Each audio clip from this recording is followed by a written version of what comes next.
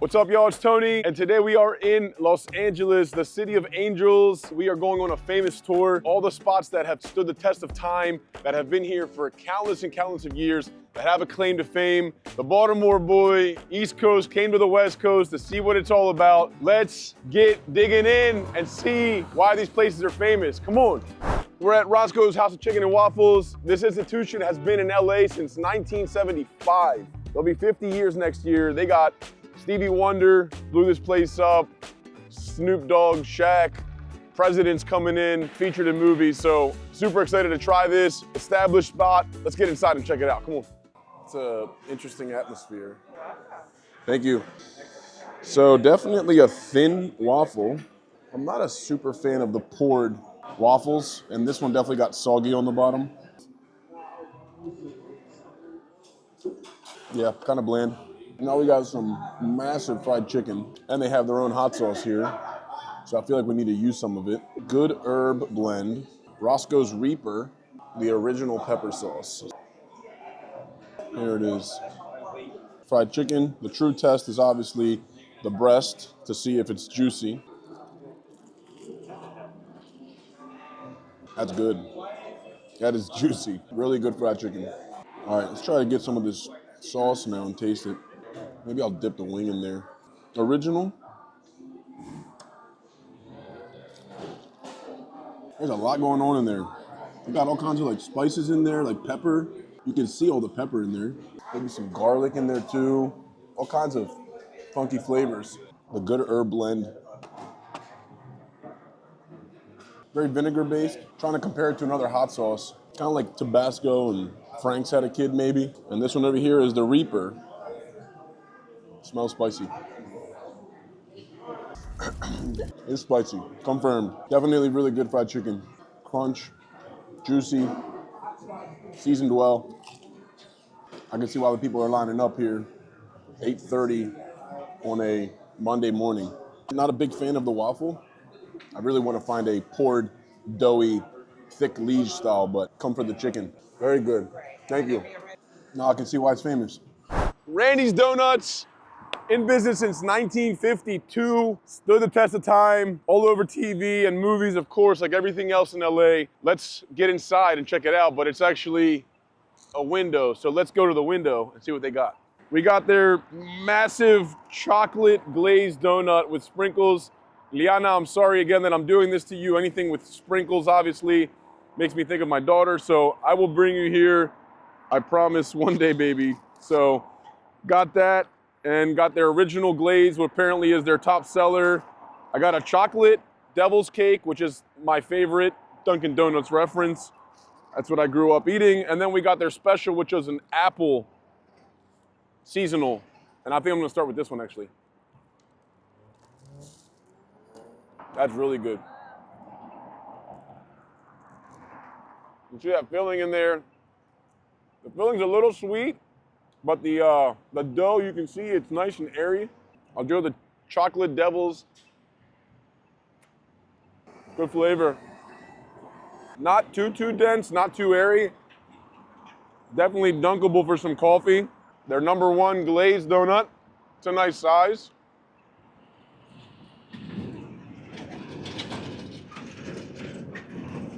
Whoa. It almost reminds me of Krispy Kreme, not as light as Krispy Kreme though. Definitely a great consistency. I can see why this place has been here for 70 years plus. Here it is, the massive chocolate glazed donut. This thing is huge. Look at that. It's like a Simpsons donut. It's what I feel like I'm eating right now.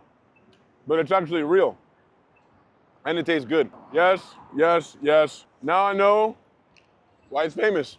Let's keep going. All right, next up, super pumped for this one. Philippe, the original, apparently around since 1908, over 115 years, originated the French dip sandwich. Huge sucker for French dip sandwiches. Institutions like this is why I do Famous Finds. I cannot wait. I can't describe to you how excited I am to see this. It reminds me of like Cats in New York. Let's get inside and check it out. Come on. Oh, yeah.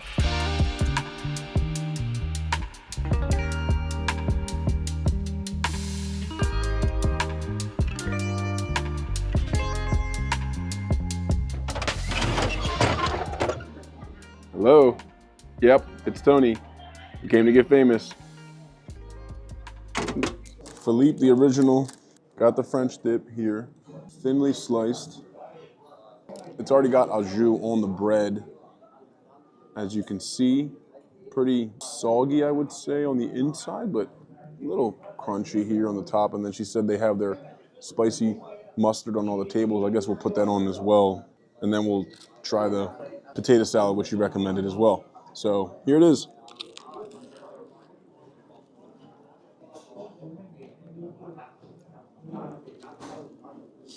It's good. I mean, nothing extravagant, I would say.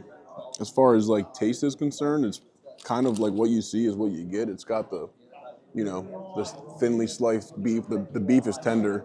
The bread's good as well. Holds up to the sauce, to the au jus. Gonna try it with some of the mustard here. That's spicy. I'm gonna do a dip and a little bit of mustard. That might be, that's the money bite right there. Solid. Try some of this potato salad. That's good. Got a relish in there. Overall, I mean, the vibe inside is definitely giving me Cats vibes in New York. It's like the communal style tables. Overall, really cool experience, really cool atmosphere. The beef is kind of what you would expect, I guess. You know, I would kind of want some more flavors coming through in the au jus and just in the beef, but when you've been around for 115 plus years, like you got there for some reason by not complicating things, and there's a recipe like the original recipe that you have to kind of stick to, which I completely understand, right? The salad's solid. Obviously this place is busy and it's, you know, 9 o'clock in the morning in LA, so definitely doing something right, and I definitely know why they're famous. All right, next up we got El Cholo. Apparently, Los Angeles' first Mexican restaurant, been in business for 101 years, since 1923. These people were one of the crusaders coming over here, introducing new stuff to America, bringing Mexican dishes, and taking a risk at the time, obviously, if they were gonna work or not. They even brought nachos over here, apparently. Like, they created the nachos in LA. So that's pretty big, obviously. Let's get inside and check this place out. Come on. That's our first stove in 1927 at this location. Wow. How long have you been working here? 38. 38 years? Wow. And this is the original rooms. It was literally like a little house. It was just 2 bedrooms. Really? Yes. So this has extended. In the weekends, we opened this section. Oh, nice. It's big. That's nice. This is never. Yeah. Mm-hmm. From that little skillet to That's this. awesome. Oh my god, that's awesome. Congratulations. Yeah. That's And awesome. did you see our patio? No. We were coming, and the Uber driver, we told him we were coming to El Cholo, and he said they got great margaritas and great nachos and salsa. So the chips and salsa is good. Tomato sauce is fresh, vibrant, a little spicy. Not too spicy. Good. Here we go. We have the famous Carmen's Original Nachos. So apparently Carmen was a server that introduced them to Los Angeles. I believe she came from San Antonio, we read, right? So here we are. Nachos are good.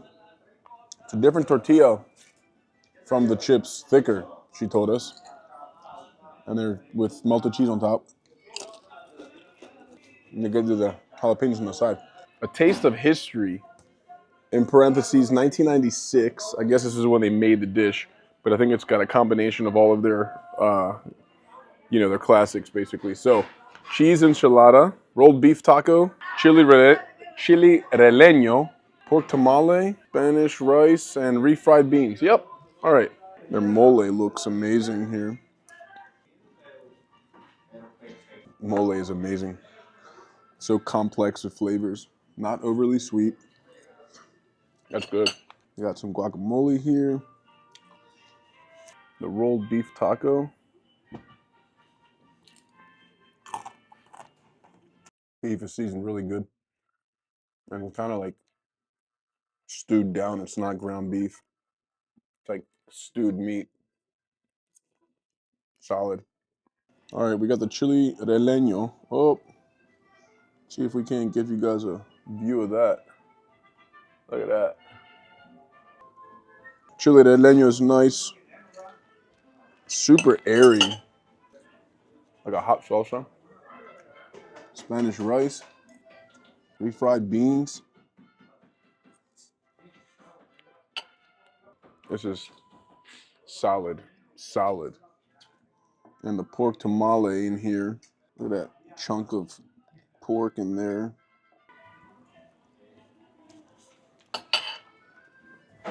I wouldn't expect anything less from an institutional spot, obviously, in Los Angeles with the backbone of, Mexican food and Mexican culture really here in LA. Kind of like the French dip that we had earlier. Like this is your traditional Mexican food, I feel like, right? And I don't eat it that often. That's why I'm saying it.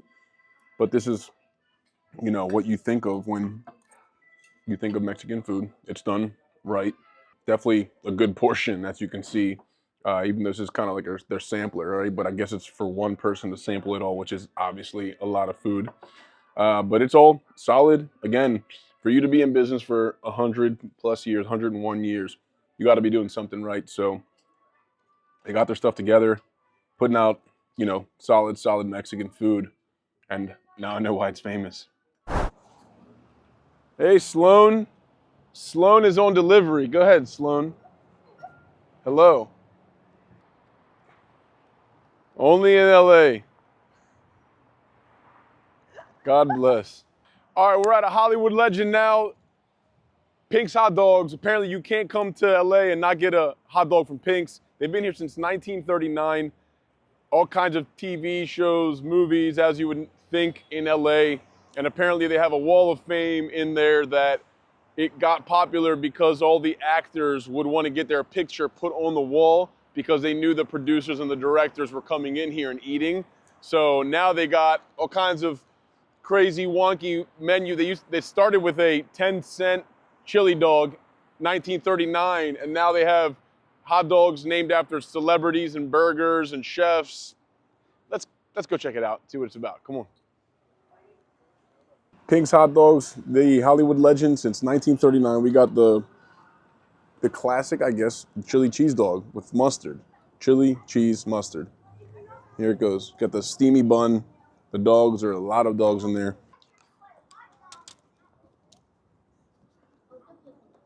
Good dog, soft bun, shredded cheese. I'm glad it's not the processed cheese, actually.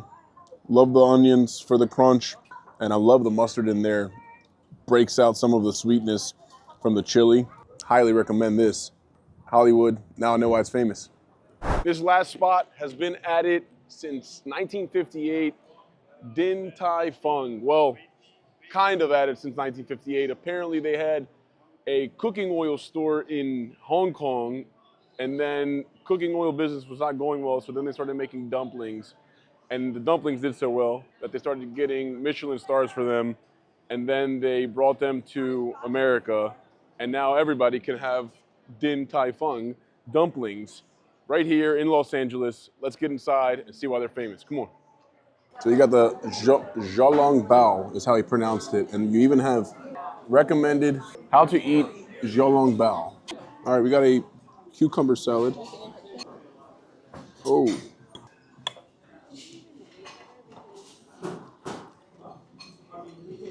good to have something light and refreshing after that tour we just did.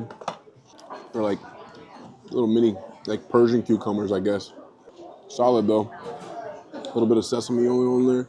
I'm gonna put a little vinegar on there. There we go. Fix your dish. Better. Yes, thank you. Thank you. We got the wontons here. Pork and shrimp is what he suggested we get. They are literally making them in the back right there.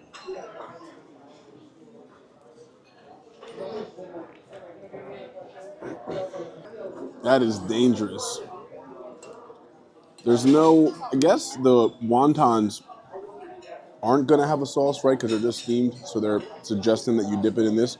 This already has a whole party going on there, and it's spicy. Like it's got good heat to it, and the wonton wrappers are like super light because they're making them in the back like fresh,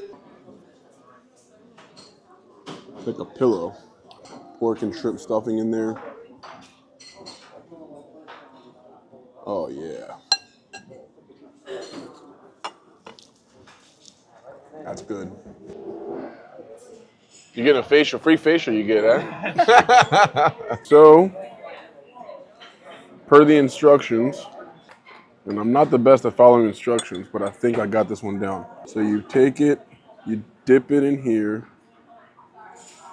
and then you put it in your spoon, and you punk a little hole. There we go, all right. And then you put a little bit of the ginger on top. Oh, they told me to try it without the sauce first. So,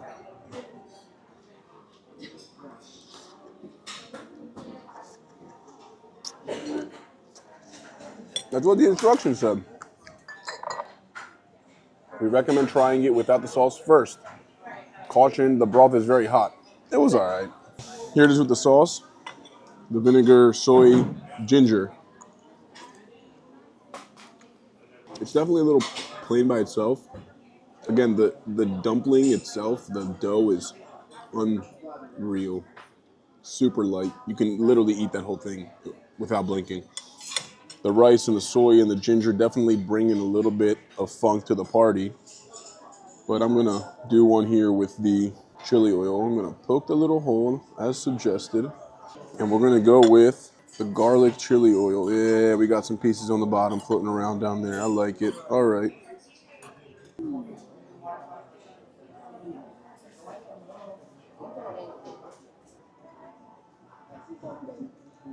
All right. Curious to try this one now.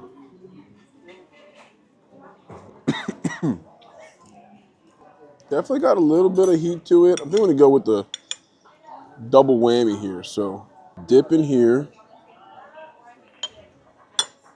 ginger, and a little bit of the oil. There it is. A Holy Trinity bite.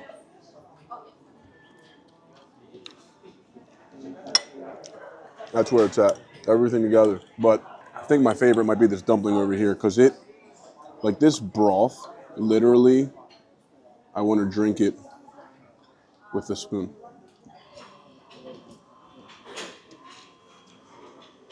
It's got like everything I'm trying to make over here with the oil and the soy and the onions. It's literally got it in there. Then got some green beans he suggested. Apparently they're known for these too. I expected them to have like a little bit of soy, like darkness to them, but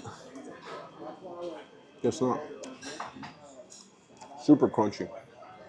Solid, solid, solid. The dumplings, second to none. Probably some of the best dumplings I've had in my life in the wontons. The wontons for sure, and that broth.